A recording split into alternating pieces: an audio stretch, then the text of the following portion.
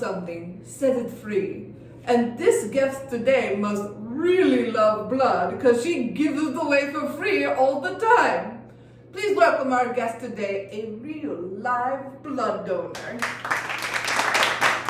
Hi. How long have you been donating blood? I've only donated once. I'm a new donor. And who can donate blood? If you're 16, you have to be at least 130 pounds. If you're 17, you have to be at least 110 pounds. There are other guidelines, like for example, you can't have a cold or have the flu. And they do ask you a bunch of other questions on the test to make sure they're healthy enough to donate. So how would someone prepare to donate blood? Like what should you do to make your blood extra juicy? Well, to make your blood extra juicy, you would definitely have to eat a proper meal beforehand, have a good night's rest, eat a good meal in the morning as well, and drink lots of water. Is blood a healthy thing to drink in preparation? No, that isn't. You can drink water, juice, other non-caffeinated beverages. But blood is not caffeinated. Do not drink blood in preparation for your donation. Okay.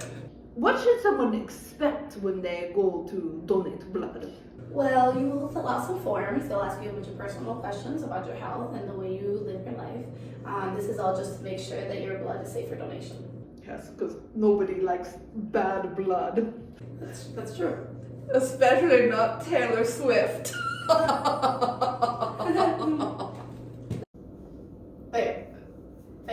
Very true.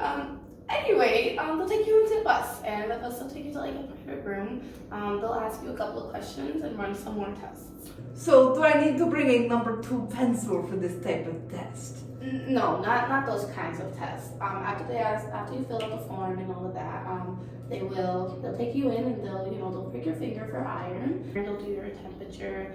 They'll take your blood pressure and your pulse to make sure that you're okay to donate the blood. So when do you actually get to the blood? Well, after you fill out your forms and do everything you have to do, they'll ask you to read out some numbers, and then you'll take it yourself, and they'll take you to the bus. Okay, so this is the blood part. Yes. Okay, so go on, take it slow, don't leave any detail out. They'll take your arm, look at the strength of your veins. If both of your arms are strong, you get to choose.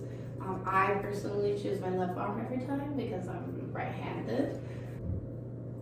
And they'll put a blood pressure cuff back on, and in which case they will mark your arm to make sure they know where to put the needle so they don't miss. Ugh, I hate needles. A lot of people do, actually. Because of that is why they said what I said they do. That's why they put the gauze over the needle in case you don't want to see them. It feels weird. I just meant that it's not a very effective way to draw blood. How long does it all take? Usually 5 to 10 minutes. It really does depend on how much water you drink. So does anything ever go very wrong? Like blood just goes everywhere? I've never seen blood go everywhere. It is a very sterile and safe environment. Well, that's disappointing. Well, sometimes some people's bodies don't react well to donating blood. They get dizzy or sick or even nauseated. In which case you would ask the nurse, and they'll put you to the side and make sure you're doing okay before they let you go. But as long as you eat well the night before and the day of, you should be okay, especially if you drink a lot of water. So what happens when you're all done? Oh, that's the best part. Okay, they get you snacks. After they wrap up your arm with the gauze, make sure you're okay before you leave. You get chips, drinks, and even a pizza party a week later. It is the best thing. And if it's your first time donating, you get 2 stickers. However, if you've already donated in the past, you get 1. But what happened to the blood? The blood gets distributed into 3 different parts and is sent to hospitals where people who need it, for example, people who have gotten into a car crash or have cancer, can use it. A person in America needs blood every 2 seconds. I only need blood a few times a week. Okay, so that concludes our show for the day. Thank you so much for coming, and thank you for donating your blood to keep other people alive. Of course, I'm happy to be here. I hope that the viewers here are more likely to become lifelong blood donors as a result of this.